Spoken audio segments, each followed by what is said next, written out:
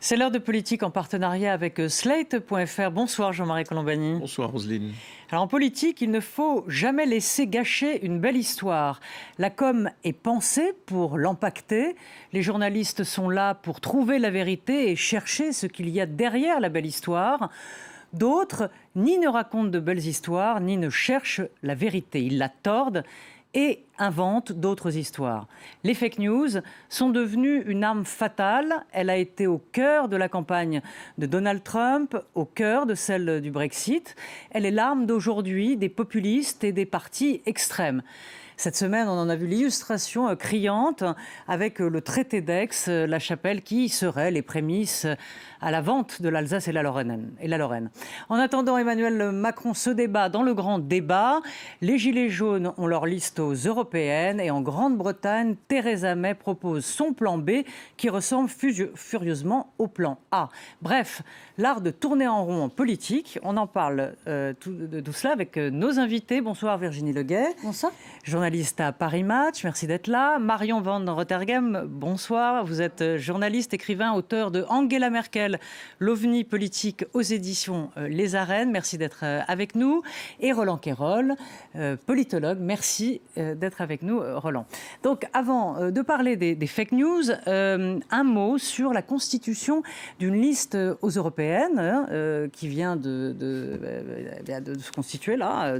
C'est la suite logique du mouvement des Gilets jaunes, qui en fait, en réalité, s'est scindé en deux, ceux qui ont compris qu'ils avaient fait bouger les choses, et puis ceux qui veulent renverser la table et continuer de la renverser. Roland. Je crois que c'était en effet inévitable qu'il y ait peut-être plusieurs listes se réclamant des Gilets jaunes. Ils avaient marqué l'opinion.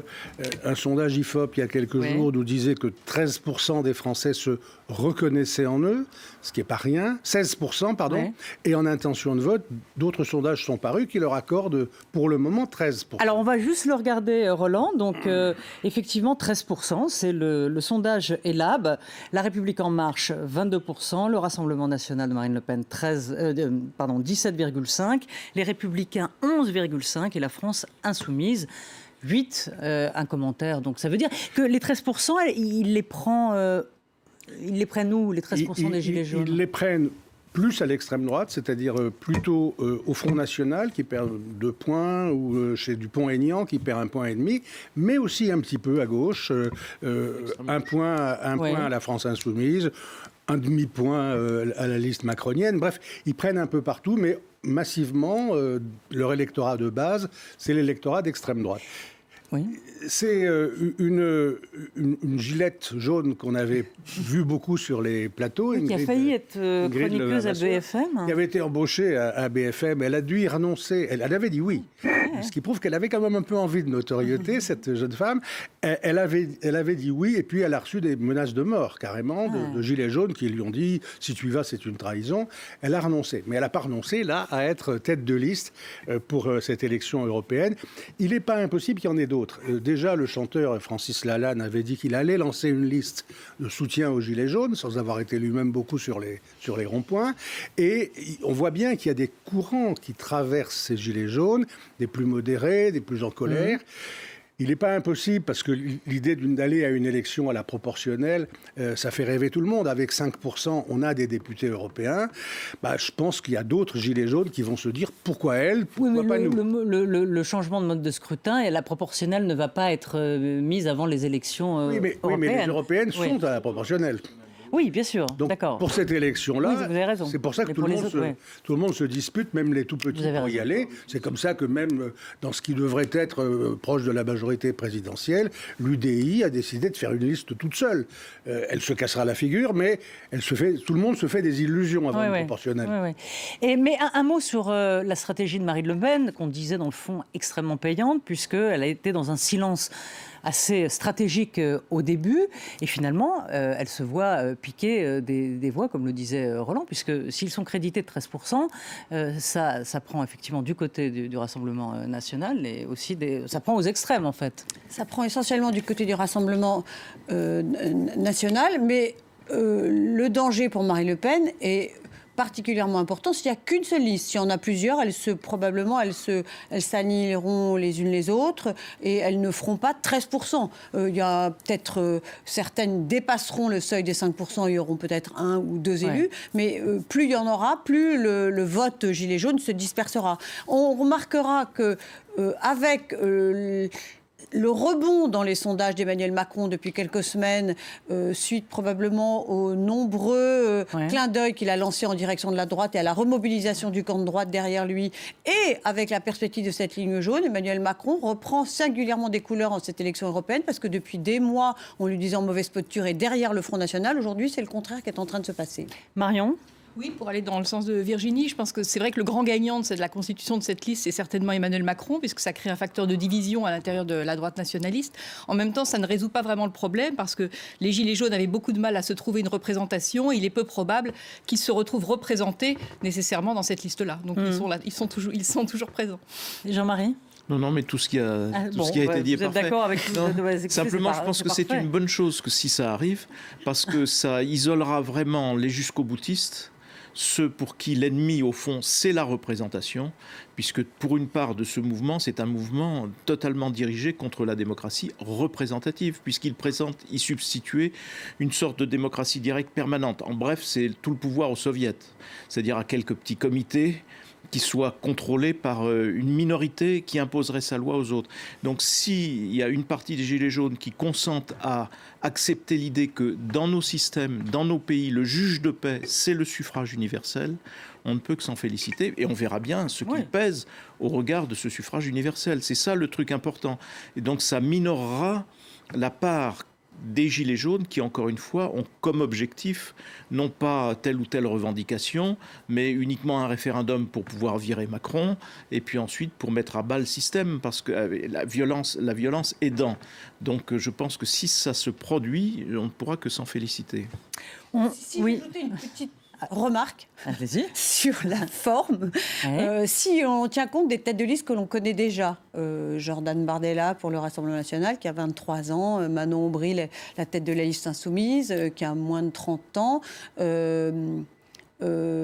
j'oubliais François-Xavier Bellamy qui a 33 ans, je crois, et Le Nouveau Monde. Ingrid Levasseur, ce sont à la fois des nouvelles têtes et ce sont à la fois des têtes très jeunes.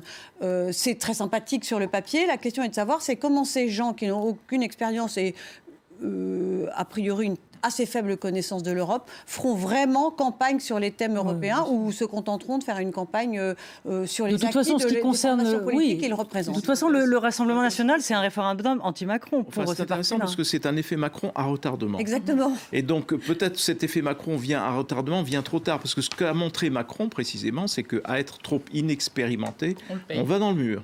Et donc c'est le Parlement européen, parce que si ces gens-là vont devenir présidents de groupe, en tout cas seront au Parlement européen. C'est très technique. Et le travail qu'il y aura à faire de tricotage politique dans ce nouveau Parlement européen fait qu'on peut avoir des doutes. Alors, les fake news, donc je vous le disais, on en a eu une belle illustration cette semaine.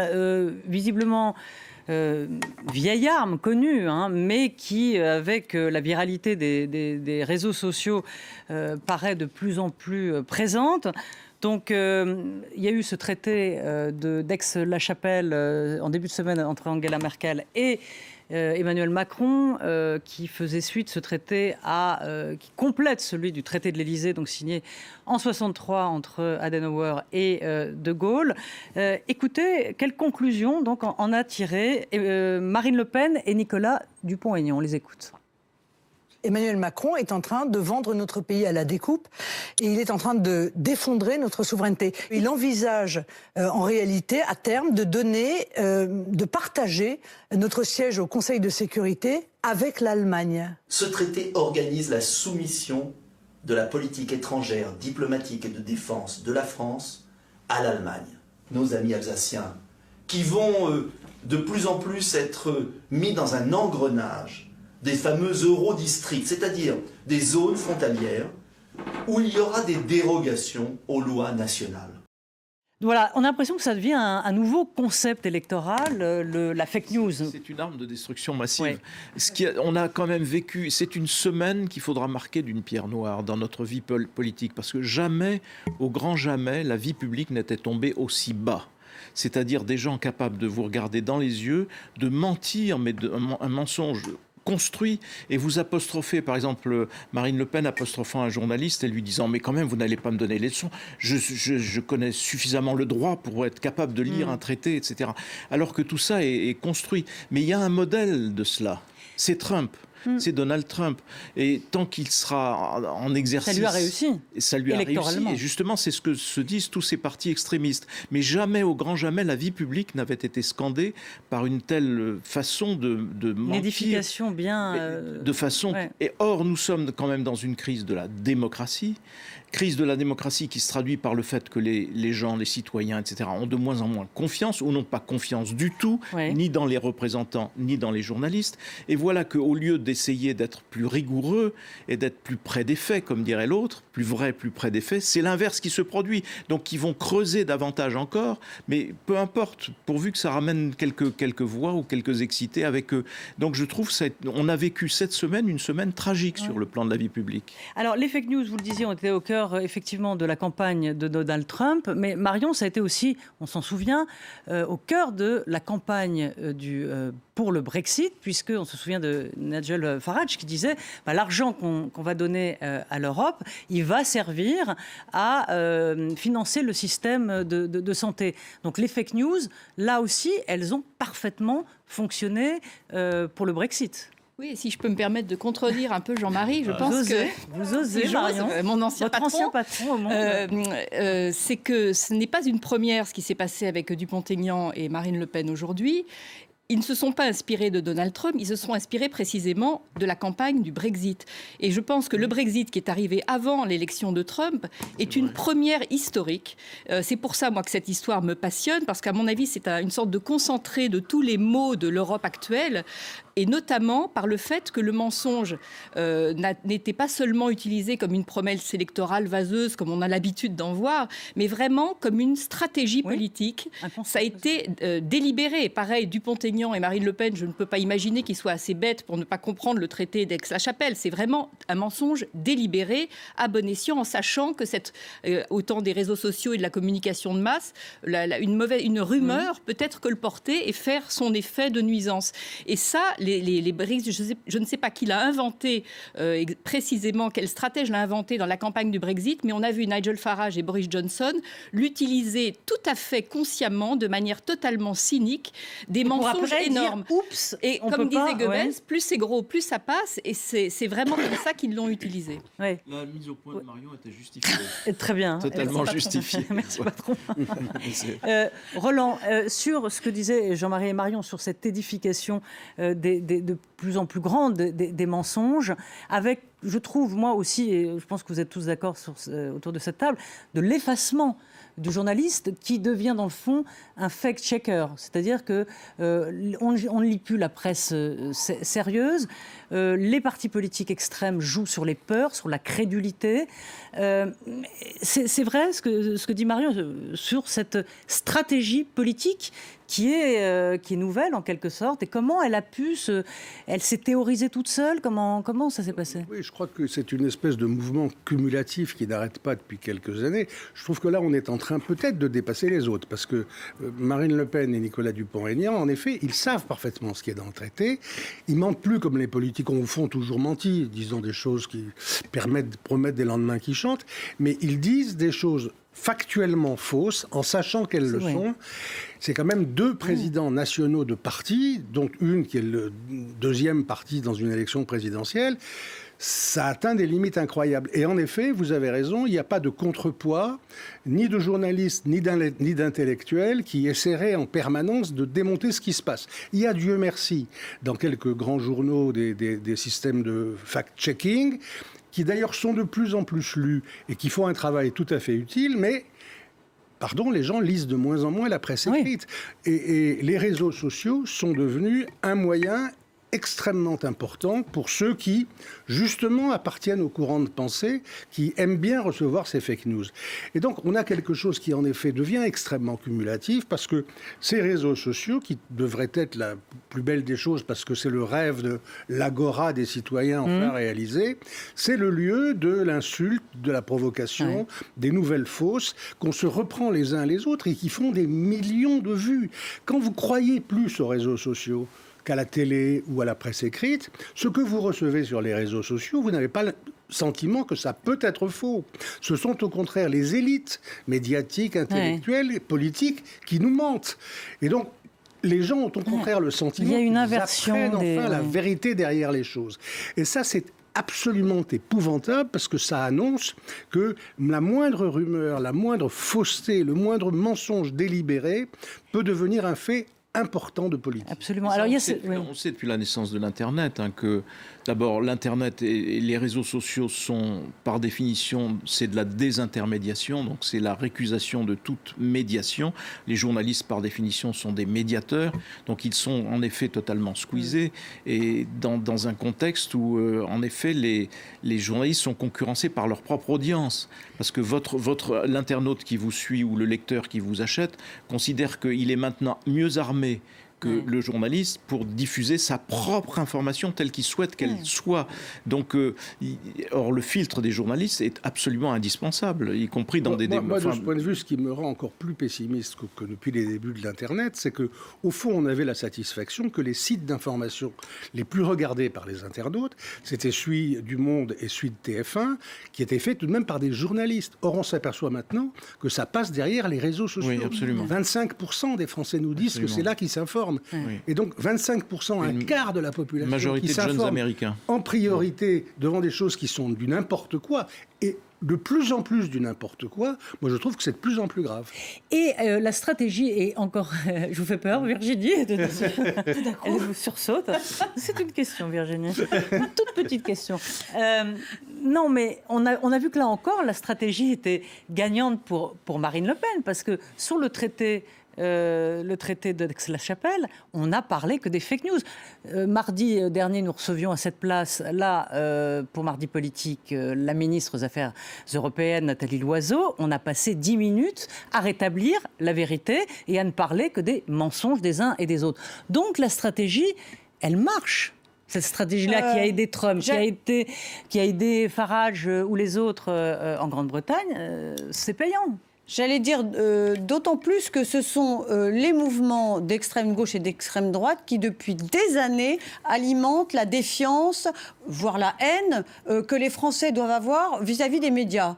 D'une certaine façon, ils ont atteint leur but. Aujourd'hui, les Français disent croire de moins en moins aux médias. Et ce climat général vient à un moment où la presse est particulièrement fragile, économiquement, les journaux vont pas bien. Donc quand tout à l'heure, l'un d'entre vous a parlé de grand journal, je me suis dit, y a-t-il encore un grand journal encore aujourd'hui en France? Et franchement, je ne savais pas très bien quoi répondre, alors qu'il y a quelques années, on pouvait parler de plusieurs grands journaux. Aujourd'hui, tous les journaux sont extrêmement fragiles, ont des audiences qui ne cessent de se rétrécir, des rédactions qui ne cessent d'être vidées les unes après les autres. Peut-être pas en qualité.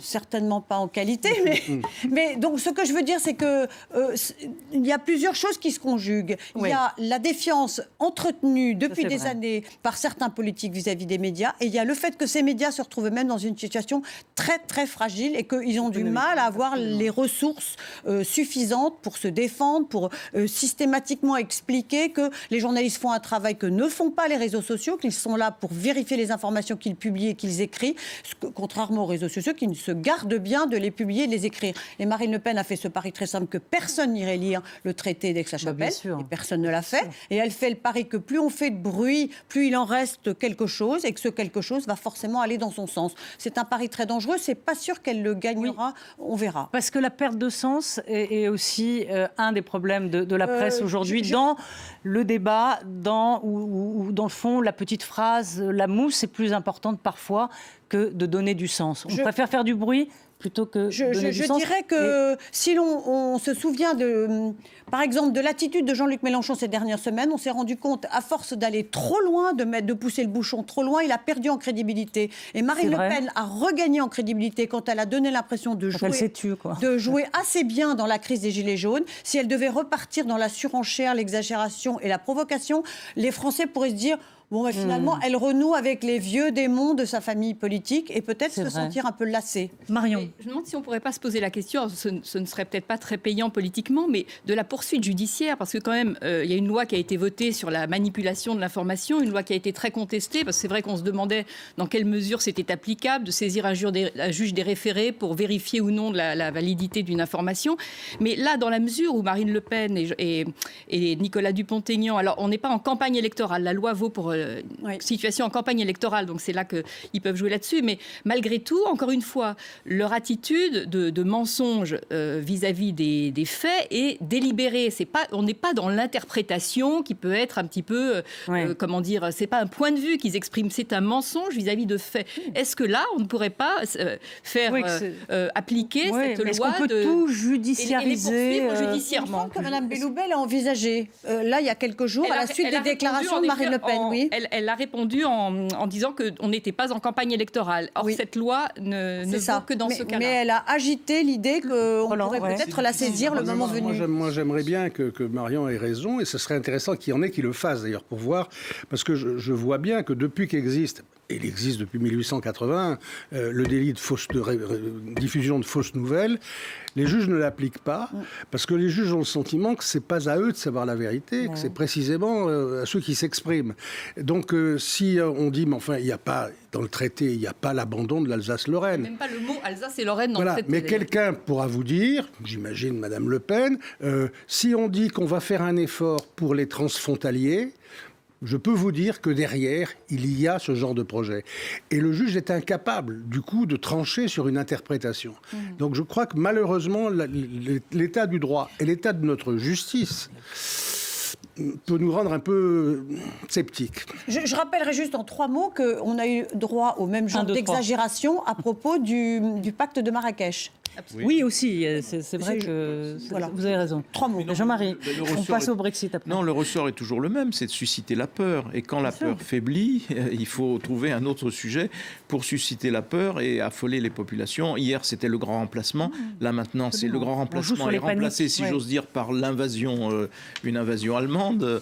Et petite parenthèse aussi, c'est un point de jonction entre l'extrême droite et l'extrême gauche. Absolument. Parce que l'hostilité à l'Allemagne, sous quelque prétexte que ce soit, c'est aussi bien Jean-Luc Mélenchon que Marine Le Pen. Donc c'est un des éléments de plus qui crée ce contexte dans lequel, de toute façon, même si vous énoncez ce qui est la vérité des faits, on vous dira « mais vous êtes la télévision officielle ». Vous êtes le journalisme officiel.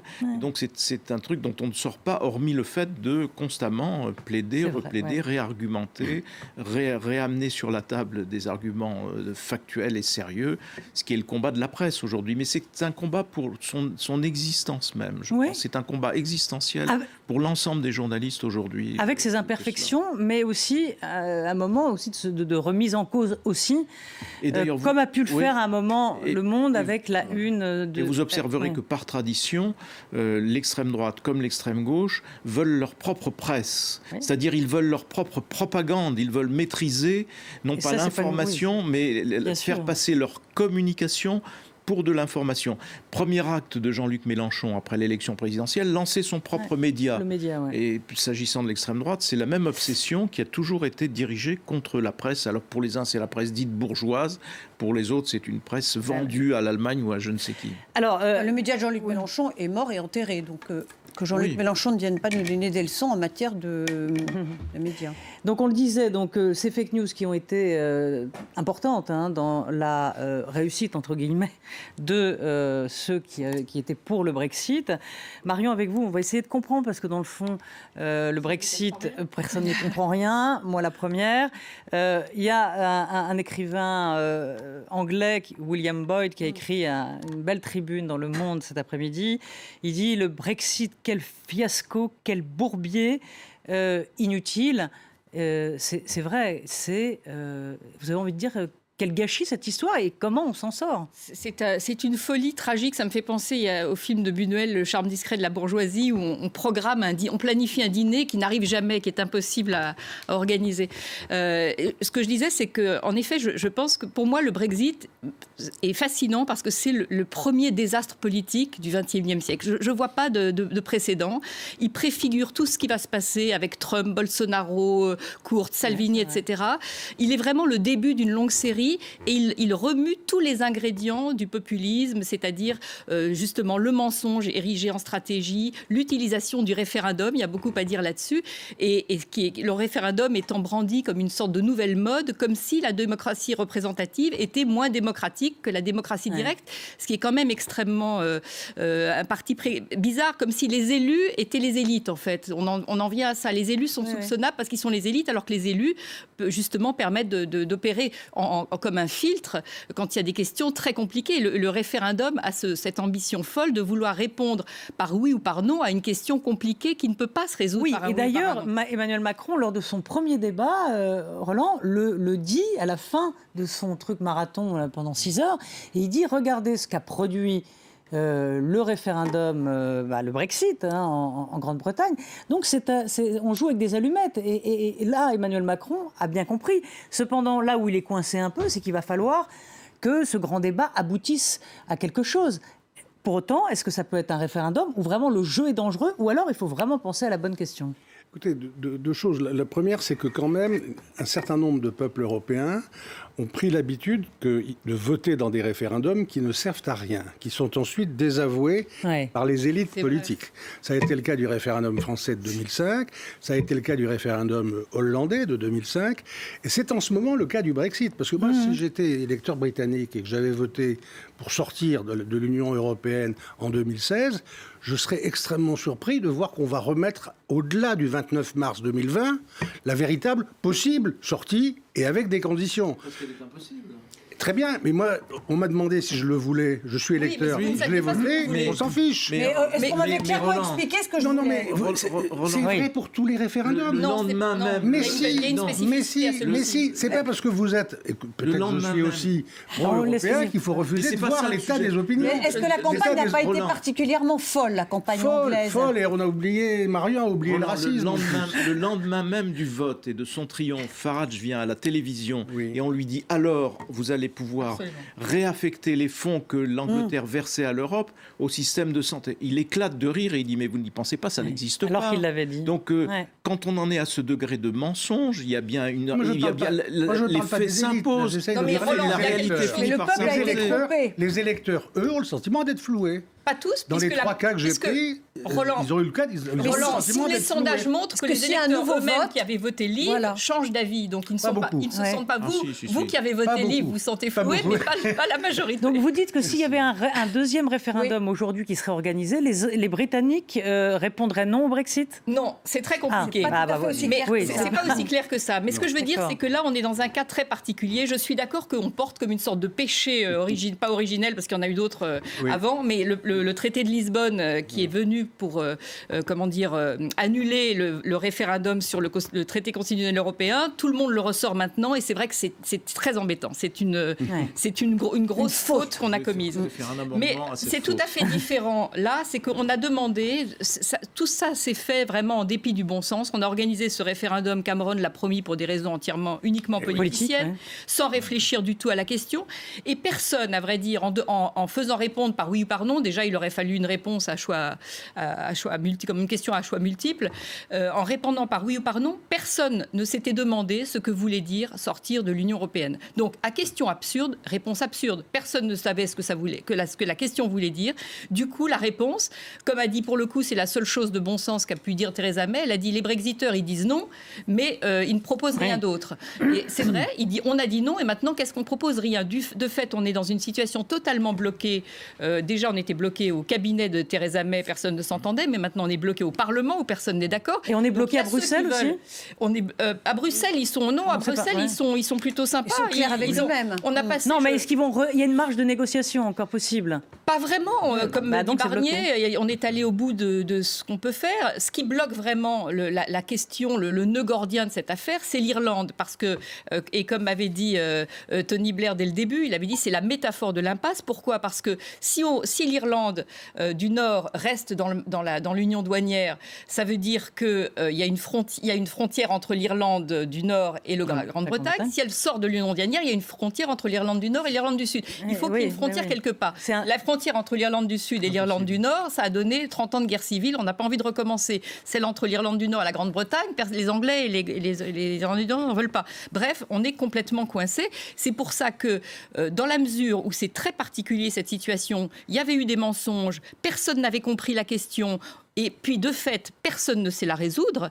C'est pour ça que le deuxième référendum n'est pas tout à fait comme si c'est comme le traité de Lisbonne. C'est vraiment une situation dont le Parlement n'arrive pas à se sortir. Il y a une autre solution pour moi. Le deuxième référendum en est une. C'est qu'au tout dernier moment, j'imagine assez bien que le 28 mars à 15h30 ou 16h, il y a une nouvelle motion de défiance. Si aucune solution n'a été trouvée à l'égard de Theresa May, qu'elle soit défaite et qu'un nouveau conservateur arrive au pouvoir.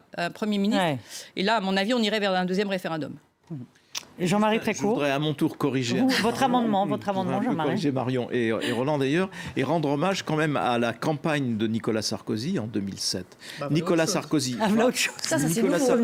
va au-devant des électeurs, et dit « Dans mon programme, il y a la ratification avec des amendements du traité de Lisbonne. » Donc les Français, en élisant Nicolas Sarkozy, en connaissance de cause, votent pour le fait que le traité de Lisbonne existera. Et c'est ce qu'a fait Nicolas Sarkozy aussitôt élu. Est-ce qu'ils avaient bien compris que le traité de Lisbonne... C'était très clair dans ses engagements de campagne. Non, c'est pas forcément offensant. Mais non, c'est un compliment. Merci. Donc je pense que les électeurs étaient en connaissance de cause. Moi, je suis pas sûr qu'ils étaient en connaissance de cause. Par ailleurs, le référendum en France, la tradition du référendum en France, c'est une tradition plébiscitaire. C'est pour le coup l'essence du bonapartisme, d'une part. Et d'autre part, en France, on ne répond jamais à la question posée, on répond à celui qui pose la question. Oui, et dans le référendum de 2005 2005 sur la dite Constitution européenne, qui n'en était pas une, les gens ont voté contre Jacques Chirac.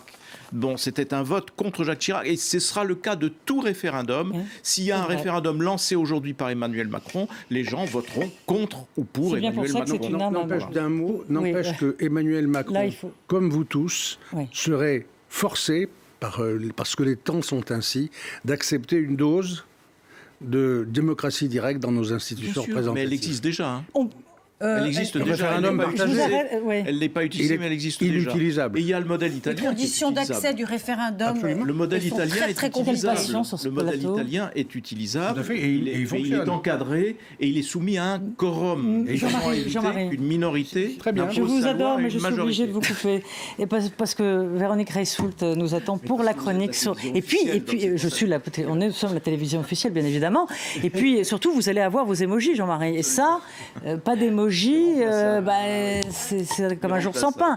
Donc la chronique sur les réseaux avec Véronique. Je ne voudrais pas les...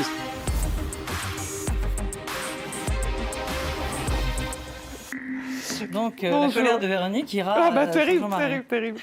Bon, alors donc du coup, alors on parle Brexit. Le Brexit, on continue. Obligé quand même, parce que c'est un sujet qui a mobilisé tout le monde, qui vous a mobilisé, et qui a mobilisé les internautes, et donc on a voulu regarder si on en parlait que en Angleterre ou est-ce qu'on en parlait partout. On a fait une carte du monde qui représente où sont les messages. Alors juste cette semaine, plus de 2 800 000 messages sur le Brexit et comme vous pouvez le constater, bien sûr on en parle plus en Angleterre et en Grande-Bretagne globalement, mais on en parle un peu partout.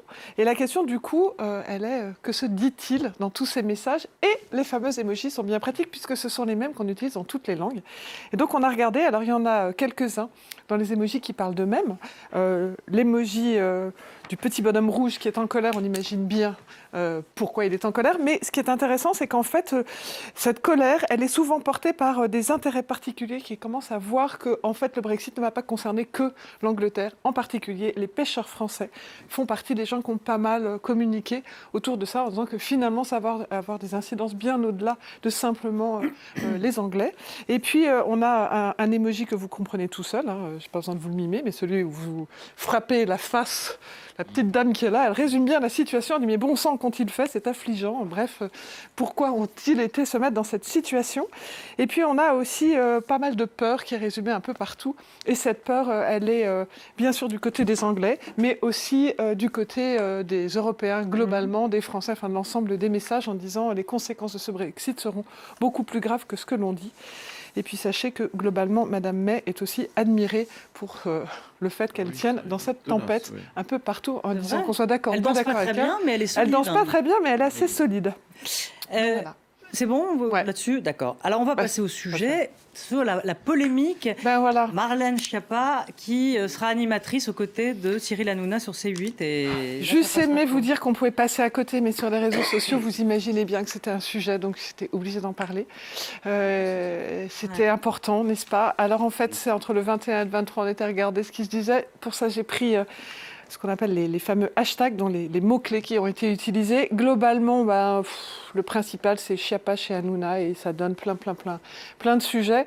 Beaucoup de sujets autour de, finalement, pourquoi. Beaucoup de blagues. Retirez-moi Photoshop, par exemple, était un hashtag qui était beaucoup utilisé, parce qu'on aime bien détourner et se moquer un peu de Madame Schiappa. Et en fait, j'ai fini par regarder quelles sont les émotions qui ont été exprimées à l'annonce de cette nouvelle. Et bien finalement, ça résume assez bien, parce que vous avez un équilibre entre deux émotions, 41% de colère, 42% de surprise. Sur les pages Facebook, globalement, les internautes étaient un peu dubitatifs, un peu en colère en disant « mais est-ce que le grand débat ne mérite pas mieux qu'une émission populaire ?» Et une immense surprise du pourquoi, finalement. Est-ce que c'était vraiment une bonne idée? Est-ce que ça va vraiment servir? Bien sûr. Est-ce que c'est choquant sur Roland ou Virginie ou Jean-Marie, sur la forme, sur ce que une ministre... Je ne vois pas en quoi c'est choquant. Marlène Schiappa a réussi en 18 mois à devenir l'une des rares ministres populaires de ce gouvernement, notamment auprès des jeunes. Je trouve que c'est pas complètement idiot qu'elle aille faire un peu la communication du gouvernement dans cette occasion. Et puis vous savez, elle n'invente rien.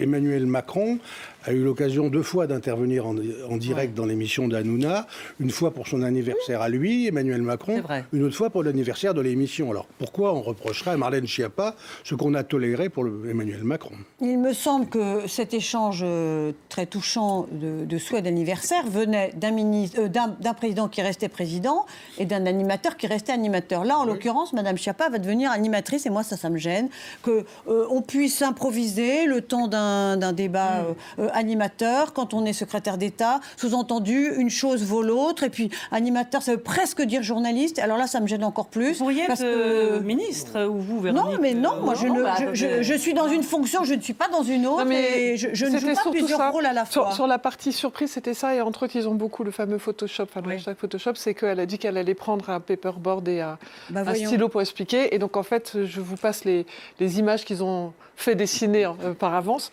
toujours subtil et élégant, mais globalement, c'était surtout de dire, mais en fait, donc ça veut dire que c'est le gouvernement qui mène ce débat, c'est curieux, et ça les aurait presque moins choqués si c'était Hanouna qui avait lancé le débat tout seul, en ayant une ministre. Il restait dans un rôle qui était le sien.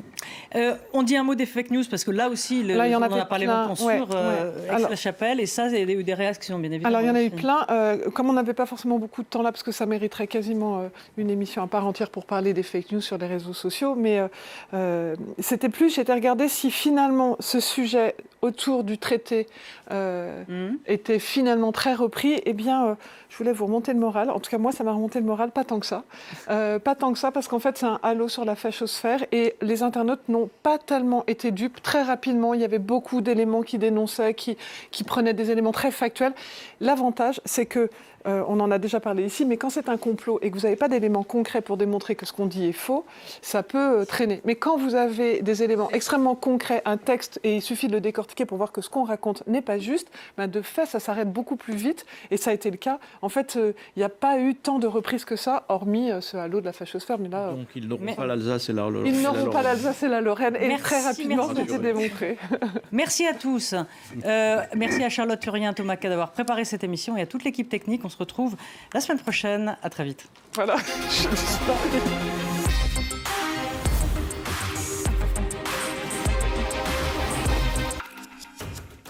Événement. Vous me retrouvez à Davos pour prendre le pouls de l'économie mondiale avec des invités, mais aussi avec un grand débat sur la montée du populisme en Europe à 4 mois des élections européennes, en présence notamment de Cecilia Malmström, la commissaire européenne. Davos, c'est sur France 24. Un événement à vivre sur France 24 et sur france24.com.